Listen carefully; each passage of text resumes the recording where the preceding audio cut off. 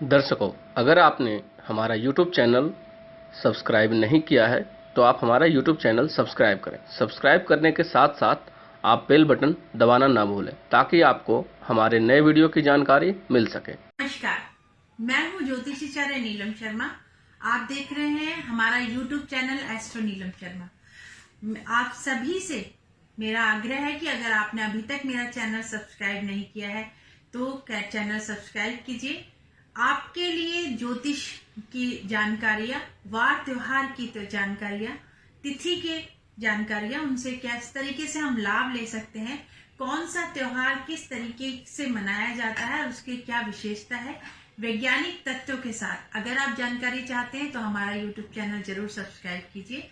और आज हम बात करते हैं राहु देव की। जी हाँ, राहु केतु को भी देवों की संख्या में शामिल किया गया है। वैसे तो हमारे 7 ग्रह हैं, 7 ही दिन है, पर राहु केतु को अगर हमने काउंट किया है देवताओं में तो इसका कोई ना कोई बहुत बड़ा कारण रहा है। राहु केतु देवता की श्रेणी में है, दोनों आमने सामने ही होते हैं, 180 डिग्री पर होते हैं। राहु केतु के कारण ही कालसर्प योग लगता है या कुंडली के अंदर इस तरीके के योग बन जाते हैं कि हमारी एक पीढ़ी में अगर बीमारी है तो वो हमारी वंशानुगत बीमारियों में भी काउंट हो जाती है। जैसे कि मैंने आपको पिछले वीडियो के अंदर बताया है कि अगर सूर्य और चंद्रमा राहु से पीड़ित होते हैं तो किस किस तरीके के रोग को उत्पन्न करने में सक्षम होते हैं, या केतु के प्रभाव में होते हैं तो किस तरीके से मिर्गी का रोग भी आपको दे सकते हैं। पर आज हम बात करते हैं कि ये 18 साल की महादशा में ही नहीं आते, अंतरदशा प्रतंत्र में ही नहीं आते, ये प्रत्येक वर्ष गोचर में भी आते हैं। किसी न किसी राशि पे इनका प्रभाव रहता है। ये 18 महीने एक ही राशि के ऊपर भ्रमण करते हैं, पर सामने इनकी जो दृष्टि होती है वो तृतीय जो दृष्टि होती है वो पंचम दृष्टि, सप्तम दृष्टि और 9वीं दृष्टि, ये पूरी तरीके से कवर करके चलता है। यानी कि राहु इस तरीके का प्रभाव लेके चलता है कि सामने 3 खाने और खुद जहां बैठा है 4 भाव, 12 में से 4 भावों को इफेक्ट करके चलता है जिंदगी के। अगर ये लगन में आ जाता है तो आपके बच्चों को, आपकी पत्नी को, आपके फादर को, यानी आपके भाग्य को इफेक्ट करके चलता है। तो लगन में जब भी कभी राहु आ जाता है तो बी अलर्ट। लगन में राहु अगर आता है तो आपको अलर्ट हो जाना चाहिए। आपकी मति भ्रमित करने में वो बहुत सक्षम होता है। जहां आप बहुत ऊंचाइयां छू रहे होते हैं और इस पीरियड के अंदर वो बिल्कुल देखने का जो एक मादा होता है वो आपके अंदर कम कर देता है। वहां आप इस तरीके से मान सकते हैं कि हमने जिस कलर के ग्लास का चश्मा पहना हुआ है हमें उसी तरीके की चीजें सामने नजर आने लगती हैं। यानी हमने जो भाव किया हमें सामने वाला वैसा ही दिखने लगता है।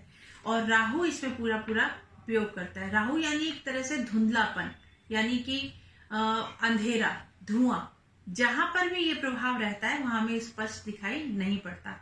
अब चश्मा हमारे पास स्वार्थ का है, चश्मा हमारे पास लालच का है, चश्मा हमारे पास ईर्ष्या का है, चश्मा हमारे पास क्रोध का है।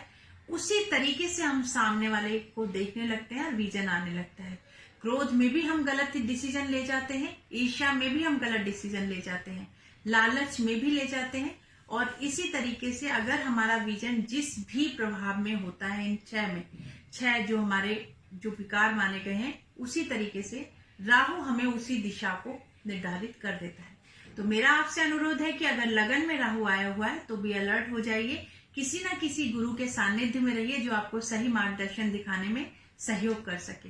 कुंडली खोल के देखिए, अगर आपके साथ कहीं उल्टा पुल्टा चल रहा है, आपकी स्थिति सही नहीं है और दिनों दिन बद से बदतर होती जा रही है और आप सही राह नहीं चुन पा रहे, या तो आपके लगन में राहु चल रहे होंगे या शनि का प्रभाव चल रहा होगा या राहु की महादशा होगी, इस पे आप विशेष ध्यान कीजिए और आपको मंजिल दिखाई नहीं पड़ेगी। इनका उपाय होता है कि आप पितरों को, अपने जितने भी आपके घर के बुजुर्ग हैं उनका सम्मान करें।